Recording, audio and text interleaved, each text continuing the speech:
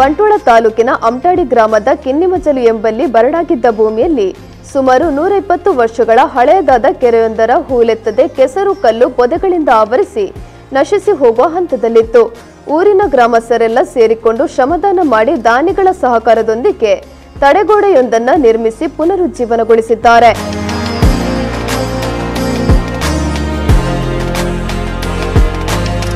ಅಂತರ್ಜಲ ಏರಿಕೆಯಾಗಿ ಕೆರೆ ತುಂಬ ನೀರು ಶೇಖರಣೆಯಾಗಿ ಕೆರೆ ನಿರ್ಮಾಣವಾಗಿ ಗ್ರಾಮಸ್ಥರೇ ಶಿರೋನಾಮೆ ಇಟ್ಟ ಕೆರೆಯೇ ನಮ್ಮ ಕೆರೆಯಾಗಿದೆ. ಕೆರೆಯಲ್ಲಿ ಮಳೆ ನೀರು ಸಂಗ್ರಹವಾಗಿರುವುದರಿಂದ ಸುತ್ತಲಿನ ಕೆರೆಯಲ್ಲಿ ಒರತೆ ಜಾಸ್ತಿಯಾಗಿ ಅಂತರ್ಜಲ ವೃದ್ಧಿಯಾಗಿದ್ದು, ಇದರ ಜೊತೆಗೆ ಈ ಭಾಗದ ರೈತರಲ್ಲಿ ಸಂತಸ ಮೂಡಿದೆ.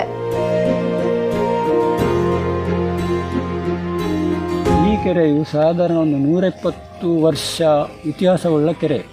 ಜನರಿಂದ ಜನರಿಗೋಸ್ಕರ ಮಾಡಿದ ಕೆರೆ ಇದು. ಜನರೇ ಅಗೆದು ಮಾಡಿದ ಕೆರೆ.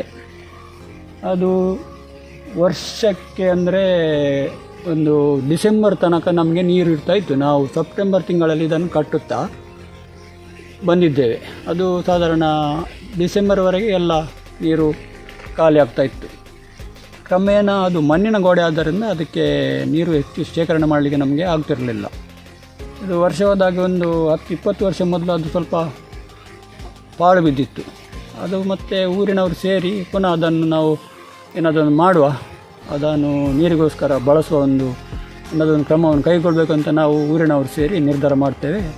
ಆವಾಗ ನಮಗೆ ಪತ್ರಕರ್ತರಾದ ಎಸ್ ಜಯರಾಮರವರು ನಮಗೆ ಭೇಟಿಯಾಗ್ತಾರೆ. ಅವರ ಮುಖಾಂತರ ನಮಗೆ ಆಶಾ ಪ್ರಕಾಶ್ ಶೆಟ್ಟಿ ಅವರಿಂದ 1 ಲಕ್ಷ ರೂಪಾಯಿ ದೇಣಿಗೆಯನ್ನು ಸಂಗ್ರಹಿಸಿ ಕೊಡ್ತಾರೆ ಅವರು. ಹಾಗೆ ನಾವು ಊರಿನವರು, ನನ್ನ ಅಣ್ಣ ತಮ್ಮಂದಿರು ಎಲ್ಲ ಸೇರಿ ನಾವು ಸಾಧಾರಣ ಒಂದು 4,31,000 ದೇಣಿಗೆಯನ್ನು ಒಟ್ಟಿಗೆ ಮಾಡಿ ಈ ಕೆರೆಯ ಕೆಲಸವನ್ನು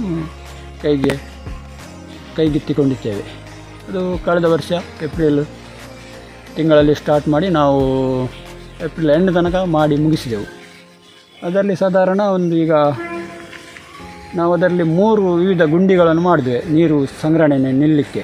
ಅದರಲ್ಲಿ ಒಂದು ಗುಂಡಿಯಲ್ಲಿ ಸಾಧಾರಣ ಒಂದು 10 ಫೀಟು, 12 ಫೀಟು ಮತ್ತು 8 ಫೀಟು ಹಾಗೆ ನೀರು ತುಂಬ ಉಂಟು. ಹಾಗೆ ತಡೆಗೋಡೆಯು ಭಾಳ ಸುಭದ್ರವಾಗಿ ನಾವು ಕಟ್ಟಿದ್ದೇವೆ.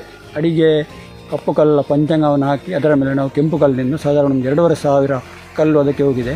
ಮತ್ತು ಒಂದು 20 ಲೋಡು ಅದಕ್ಕೆ ತುಂಬಿಸಲಿಕ್ಕೆ ಮೂರ ಕೂಡ ನಾವು ಬಳಸಿದ್ದೇವೆ.